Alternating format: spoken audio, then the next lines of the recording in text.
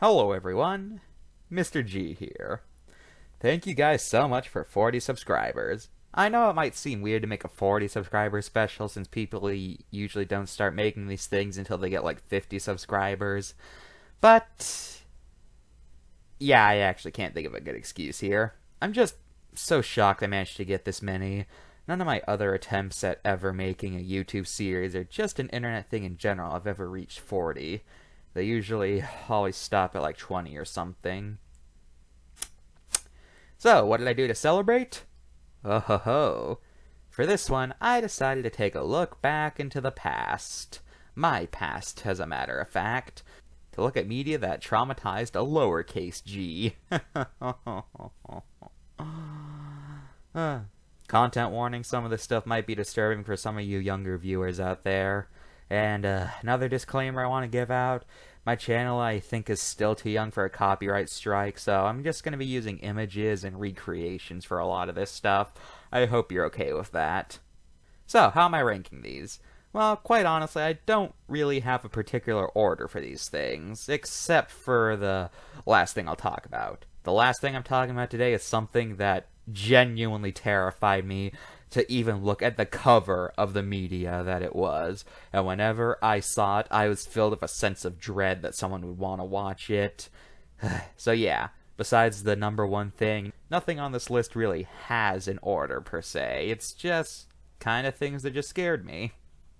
Alright, with all the formalities and legal mumbo-jumbo out of the way, let's start out with things that didn't really scare me per se, but either made me feel uncomfortable or kinda grossed me out.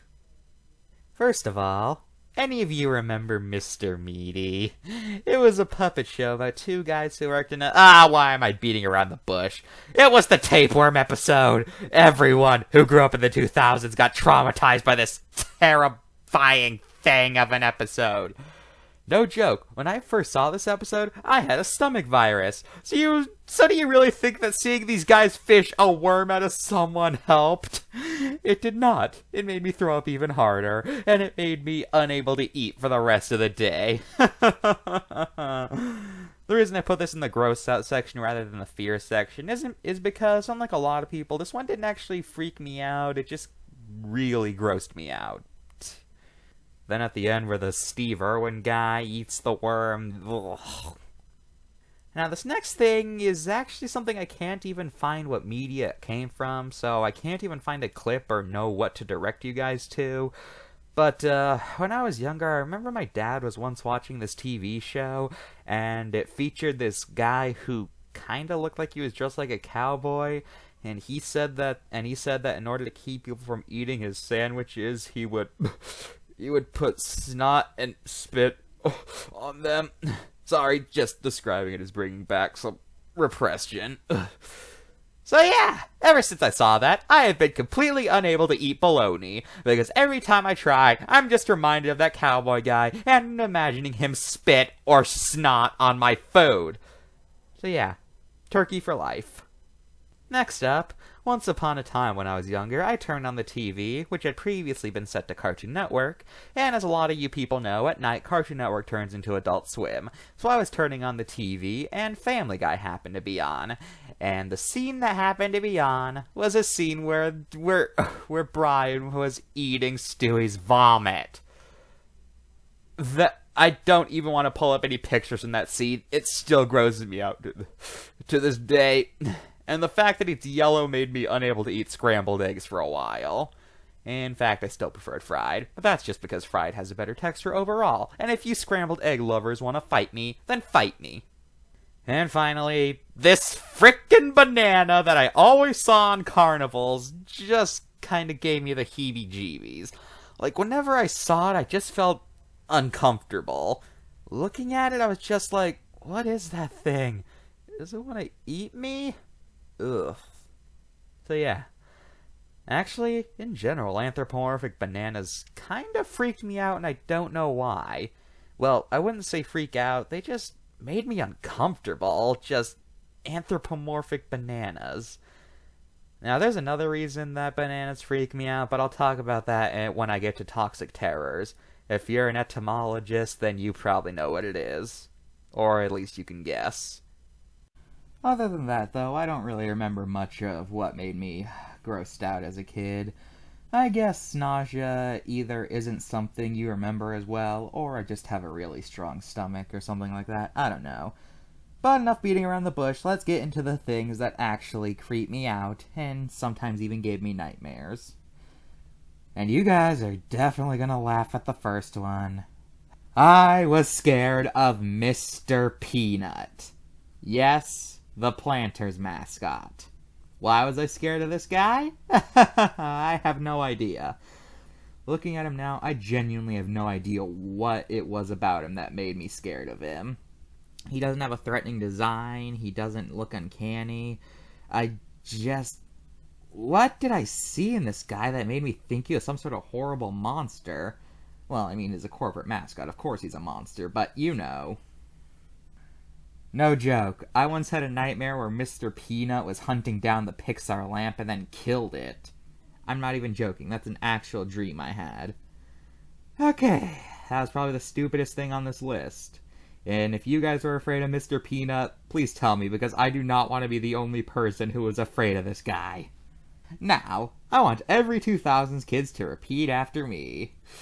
This Disney DVD is enhanced with Disney's Fast Play. Your movie and a selection of bonus features will begin automatically. To bypass Fast Play, select the main menu button at any time. Fast Play will begin in a moment. Yeah. At first I thought this was going to be like another Mr. Peanut thing where I was like the only person on Earth who was scared of this, but looking through the comments on uploads of this, it seems like almost everyone was freaked out by this logo. But why is that? Personally, my theory is that it's a result of pressure. You see, this menu is giving you a limited time to do something, and as such, it might have caused a panic attack in younger viewers who didn't understand what was going on. I mean, after all, you expect things that allow you to select something on a DVD to always be there, but here the things you can select are only there for a short time. So, my theory is that it possibly caused you to have a panic attack because you didn't want to know what would happen when it reached 0 or something. I don't know. You guys think you have an explanation as to why this is so scary? I would love to hear it. Speaking of logos, there was the Klasky Shampoo thing. Weird SpongeBob robot thing. Now, I'm pretty sure this is yet another logo I'm not alone on being afraid of, because it seems like almost every 90s, 2000s kid got freaked out by this guy. And why shouldn't we? He just kind of came out of nowhere, said something, and then left. And those eyes stare right into your soul, I swear. There was also this logo that appeared before Dragon Tales that basically thanked viewers like you for supporting PBS. This is yet another thing that I can't explain why I was afraid of it. In fact, if I'm being honest, even today just watching it kind of gives me goosebumps out of fear. And I don't know why. What is it about this logo that just shows a bunch of balls forming into a logo and a man just saying, "This is funded by"? What is it about it that makes it so creepy? I honestly can't tell you. Next, we got Beaker from the Muppets. I did not like him one bit. Every time I saw a piece of Muppets media, I would dread him appearing. Now I can kind of see why I was afraid of him. He has big eyes, and he's always frowning, and frowns are usually associated with negativity to kids. So, yeah. Though, funny story, my 4th grade teacher actually had a doll of Beaker hanging up on his shelf. So every day I always avoided looking over at the shelf because I was that creeped out by this guy. Eventually I lost that fear after I actually watched the Muppets and realized that this guy is the definition of a butt monkey. It's kinda hard to be afraid of someone if they're always getting the crap beaten out of them. Next, we got Yo Gabba Gabba!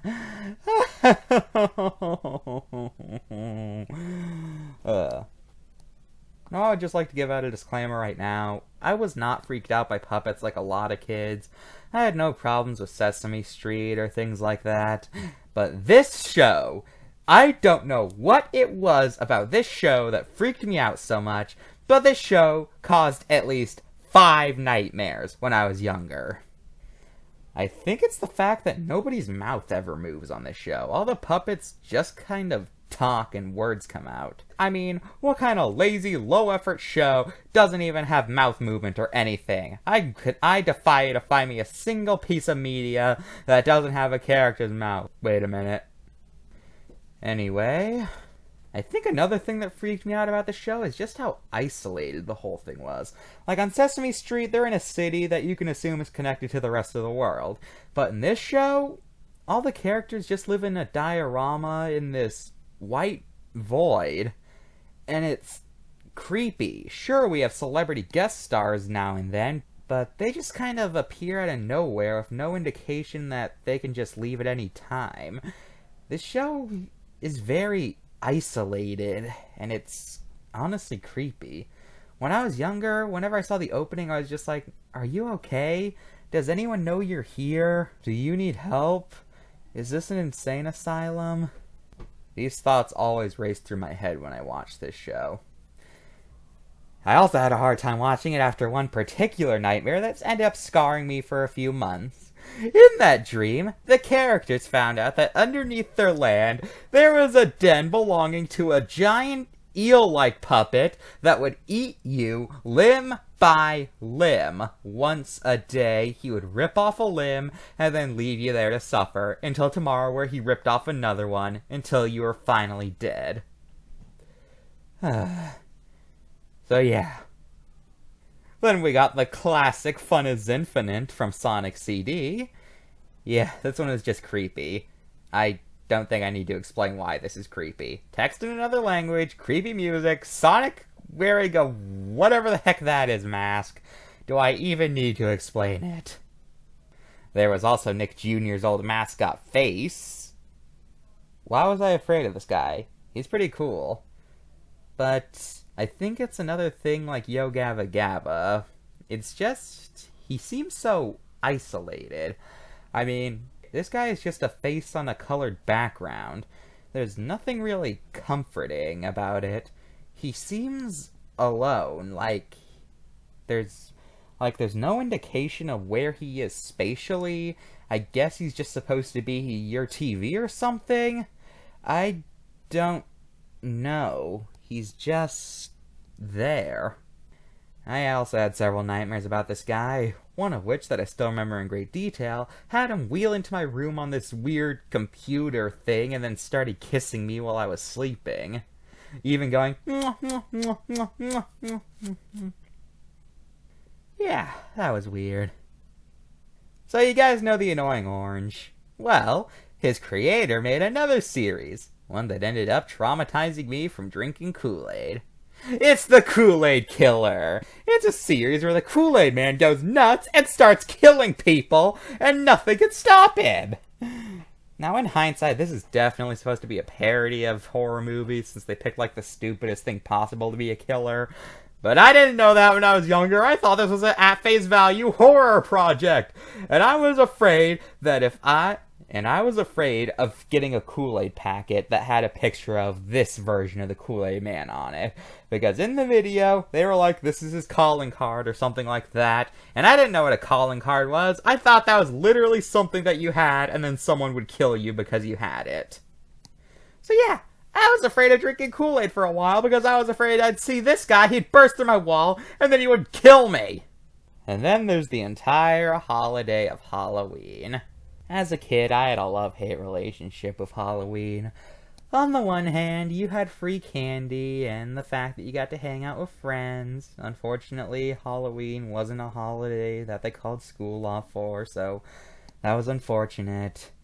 But on the other hand, I was a complete nervous wreck during October as a kid, because everywhere I looked, I would just see monsters everywhere, and that freaked me out. Then there's all the Halloween stores full of animatronics and costumes that are bleeding. Yeah. Whenever it was October as a kid, I just wanted to curl up and wait till November so all the Christmas stuff would start coming. Because I did not like the Halloween season as a kid. And it wasn't just for that either. You guys remember Jamsters? It was basically something that you texted a number to, then you got something, and then you got a bigger phone bill. Well, every year around Halloween time, they had this one commercial that would play. And it was all like, you guys want to know when you're gonna die? Well, text this number for a free death calculator. And that terrified me to no end. In fact, it got to a point that, it was so bad that I refused to watch any channel that even had the chance of airing a Jamster commercial.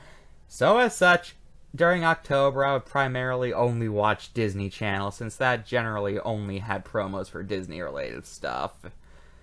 So yeah, that's why I didn't watch Nickelodeon or Cartoon Network during the fall season. I was terrified of a commercial asking if you want to know when you're gonna die. Speaking of Halloween, we have the ghosts that appear during This Is Halloween from Nightmare Before Christmas. I was so freaked out by these guys that whenever I watched this movie, I would close my eyes during this song until they were gone. I think the reason I was so afraid of them was because of how out of place they look. This entire movie is stop motion, but then randomly there are these drawn ghosts that move way too fluidly compared to the rest of the world. It was just creepy. Oh yeah, there's also this guy who appears briefly in Monsters, Inc. I was afraid of this guy for an embarrassingly long amount of time. I don't know what it was. Maybe it was the fact that he just appeared out of nowhere flailing his arms or something. I have no idea. Oh, and what would a childhood trauma list be without good old Goosebumps? Gonna be honest though, there wasn't a particular book that frightened me as a kid, because when I was younger, I just looked at these covers and I was like, no. I would see other kids reading these things, and I would just beg them to walk away because I did not want to look at these things. And then there was the TV show, which was rerunning on Cartoon Network at the time. Whenever I saw that, if I heard the opening notes, I would change the channel. I was so afraid of it. Eventually I did buckle down and finally decided to conquer my fear by reading one of them. And yeah, these are definitely horrors meant for younger kids, because I did not get freaked out at all when I actually read the books. And the TV show is just stupid. Next up, we got Ouija. This poorly drawn picture of Luigi or something like that. It's actually a game sprite from a PC Mario game.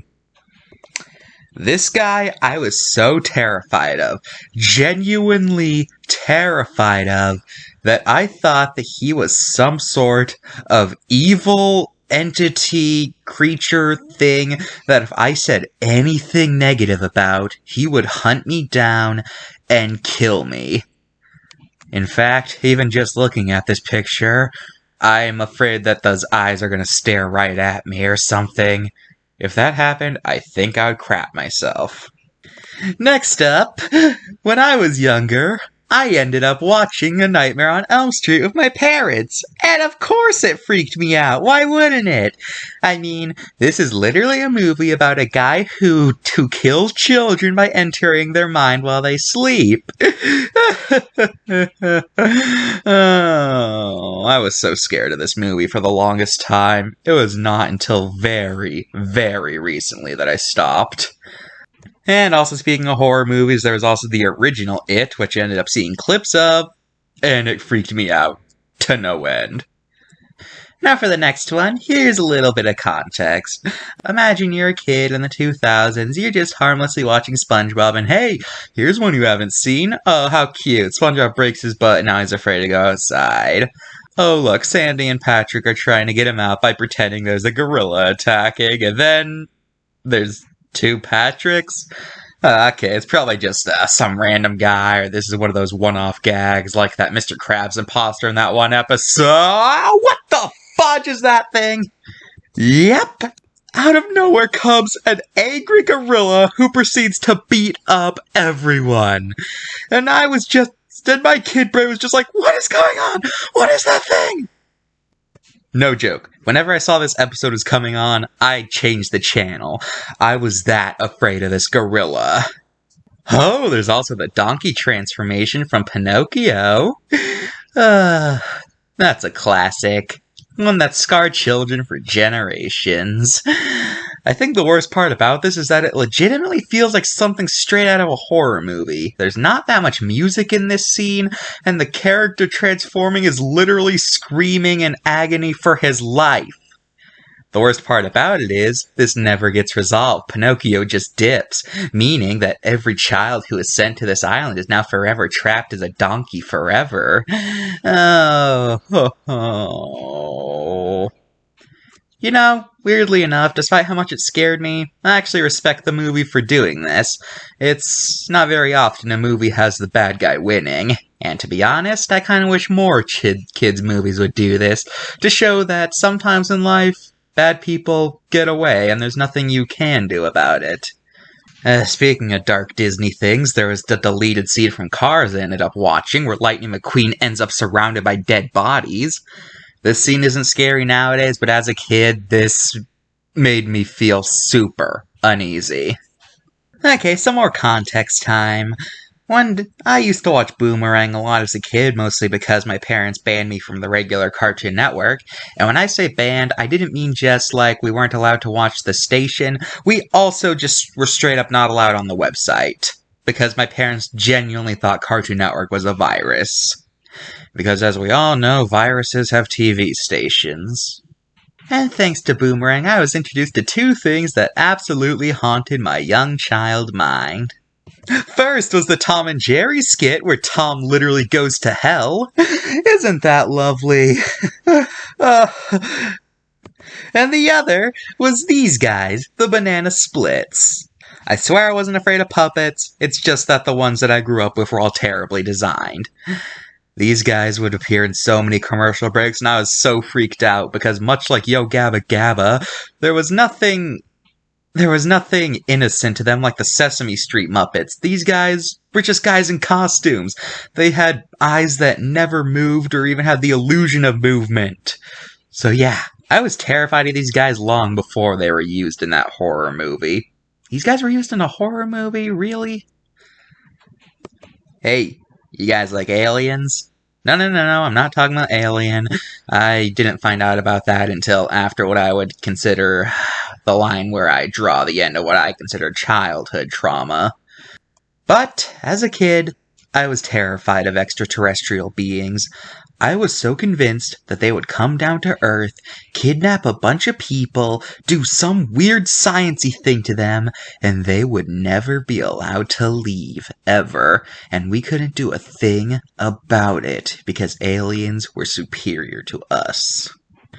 There are two particular alien appearances I want to highlight. One is E.T. I never actually saw the movie as a kid, but I saw the trailer a lot because it was on the DVD of The Grinch, which I used to watch all the time, and the trailer always freaked me out due to the lighting and the screaming. Ugh. And the other was, okay, you're probably gonna laugh when I say this. The other was Katy Perry's Alien song. Yes, the one featuring Kanye West. Why was I scared of it? Well, when I was younger, I didn't really understand any of the lyrics. So I thought that this song was about an alien slowly doing alien stuff on a woman while she is having false memories where she is convinced that the alien's in love with her. That's how I perceived this song when I was younger. So yeah, was not a big fan of aliens. If I had known about the Alien movies, I probably would have died. Hey, you know what else I didn't like as a kid? Radiation. Okay, I mean, you're not really supposed to like radiation. It's something you're supposed to stay away from, but you get what I mean.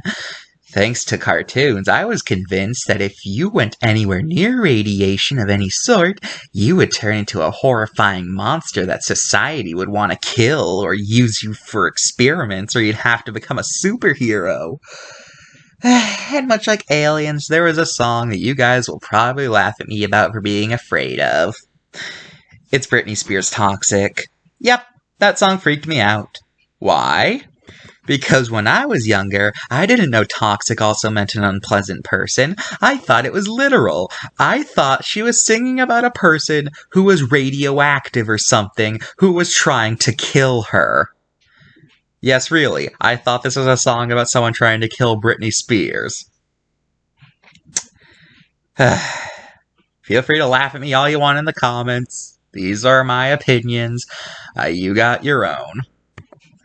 Hey, you guys remember creepypastas? You know, internet horror stories? I remember them. Quite a few of them, too. I remember all the classics. Smile Dog, The Rake, Slender Man. Slender Man actually caused me to stay awake for several nights due to information I heard about him. You see, I was reading a blog about Slender Man, and it said that one of the signs he was after you was having nightmares about him. And as such, whenever I had a nightmare about the Slender Man, I was too afraid to go back to sleep because I thought that at any moment Slender Man would burst through my door and kill me. But that's not even the creepypasta that scared me the most. You may have noticed I left a certain name off that list, unless you don't read creepypastas, in which case those names were meaningless. I am, of course, talking about Jeff the Killer. Where do I even begin with this guy? This guy, if it weren't for the top thing on my list, he would easily be number one. Because Jeff kept me awake so many nights out of fear. I would sometimes just lay in bed, afraid that at any moment, Jeff would appear and slit my throat. Every time I went to the Creepypasta Wiki, I was as careful as possible to make sure I didn't click on any category that Jeff the Killer was filed under. That's how afraid of him I was. Every time I was on YouTube looking for horror stories, I would never look at the sidebar in case Jeff the Killer was there. I was that scared of him. But you want to know the really funny thing about all of this? I never actually read Jeff the Killer. Now you're probably thinking like, what? So why were you so afraid of him? It was just because of the image. I was scared of him purely because of the image. In fact, I'm pretty sure that's why most people were afraid of him. And I guarantee you, most of the kids who were afraid of Jeff the Killer growing up didn't actually know his story. They just saw him and were like, oh crap, he's a killer? He might kill me. Because when I read the story, it was like a weight just got lifted or something. Because as soon as I read it, I was just like, wow, this is hot garbage. And in fact, it seems like the general public is in agreement with that. Jeff the Killer eventually got booted off of the wiki, and now he's considered a troll pasta due to how poorly written it was. Yeah, he kind of deserves that. Not to mention he's responsible for making the killer subgenre creepypastas, where a bunch of people would just make the most overpowered character possible and name him the killer and give him a semi-sympathetic backstory with abusive parents and bullies and stuff like that. And they always become a killer who kills people. Because why not? So yeah, thanks a lot, Jeff, for completely ruining online horror. And plus, it's kind of hard to be afraid of someone when you see fan art of them literally making out with a tentacle monster with a suit. I hate the internet sometimes. Hey, you guys remember the Cartoon Network show Mad, based on the magazines? I remember it. I remember it quite well. If you somehow don't know, Mad is a sketch comedy show based on the Parody magazines. It's entirely based on parodying whatever media is trendy at the time, and they do it in the form of animation, which is a lengthy process, so it means that the things they parody tend to be dated when the episodes come out. In fact, looking back, for some of these sketches, I'm not even sure what they're supposed to be parodying. That's how forgotten some of the things they're parodying are. But that's not why I'm talking about it. I can make a whole video about this. The reason that I'm talking about Mad on this list is due to all the times that they kill off a bunch of characters in surprisingly gruesome ways. You got things like Blue from Blue's Clues getting beaten to death, Pikachu's being shredded while screaming, Winnie the Pooh getting hit by a car and dying, SpongeBob getting cubed, although that's a lesser example since he seemed fine with it.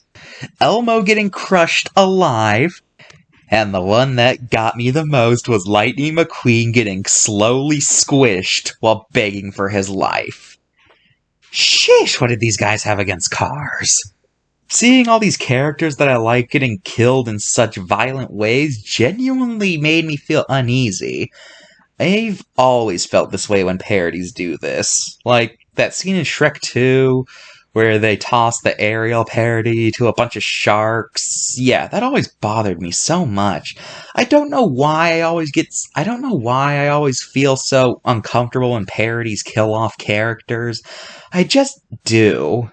It's one of the main reasons I can never get into versus debating, especially because most of the series that do it always kill them off in such so violent ways that they don't deserve. But that's a rant for another day. Alright, it's time for number 1. This is the piece of media that traumatized me for the longest time. The piece of media that I got afraid of if I even heard its name. The piece of media that whenever I saw so much as its cover, I would freeze in fear. And you know what? It's not even a horror movie.